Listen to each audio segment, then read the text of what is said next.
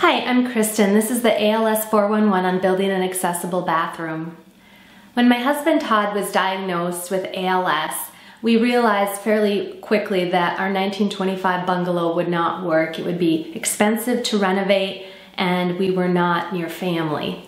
So especially after the first year, when we realized that his progression was on the slower side, we decided it made sense to plan for a disabled life. And we sold our home. Some friends had a fundraiser for us, and we took money out of 401k and we built our dream home near family. And we've been happy with how it's turned out. So I'm going to show you some things that we did that work really well, and one thing that we would do differently.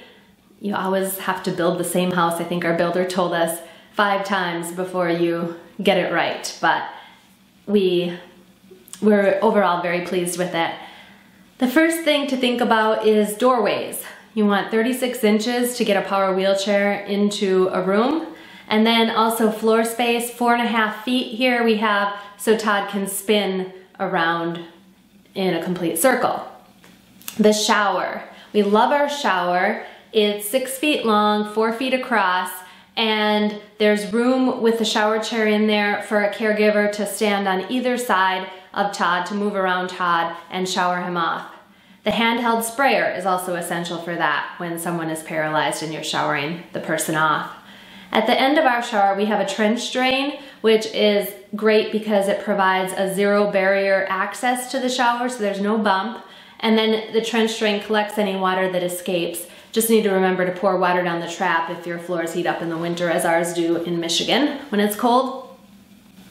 We also put plywood backing behind our shower walls in case we wanted to add grab bars. In our case, they weren't something we needed because Todd lost so much arm strength so quickly.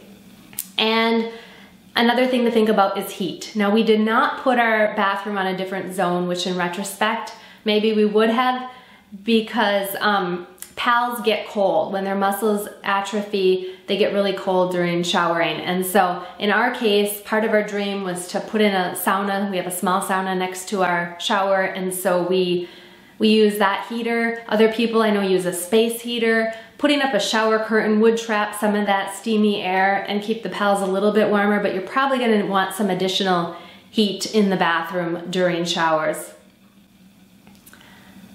The sink that we designed is a roll-up sink. It's 29 inches of clearance underneath, and then the counter is at a standard 32. People in a manual wheelchair might prefer to sit a little lower, but with ALS we want to plan for a power wheelchair, and so it's at a pretty good height. I would think that the 36-inch countertops would probably be too high for someone in a power wheelchair. When we first built the house, he would sit at a stool. He was still walking, and he could lean on the counter and brush his teeth and shave and have some of his independence that way. The levered handles on the sink also gave him some independence because they're much easier to turn on and off. And the mirror is a nice feature. It tilts down, and so a person in a wheelchair is able to see not only their face, but up from the face to the waist. And we just got that at a do-it-yourself building store. The toilet is an ADA comfort height toilet. It's a little higher than your standard toilet, and it's an elongated bowl, which makes it easier for a guy. Everything can drop down when they urinate, so you'd want an elongated one if you're thinking of that. And then the other thing is, when we were designing, we scoured the internet, we met with someone who had done an addition, and she suggested having room on either side of the toilet so that when a person needs help up from the toilet, two people can help assist on either side.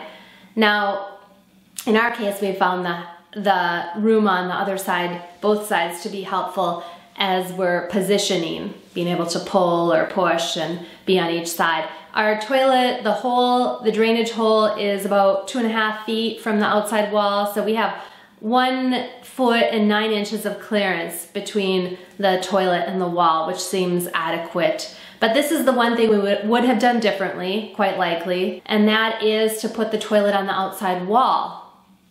The way we designed it here, there is a curve, and if you're using a Hoyer lift to transport your patient, a straight shot is much better. It's not easy to work around a curve. And so if we had put the toilet on the outside wall, we'd have a much straighter shot with a Hoyer lift. In our case, I was able to find an overhead lift on eBay, and so this setup works really well for us and would work well for you as well if you were going to go that route with an overhead lift. Flooring. Look for non-slippery flooring. When we were picking out tile, I tried sliding my stocking foot across tiles and then also a barefoot across tiles, and picked one that seemed like it had some good grip.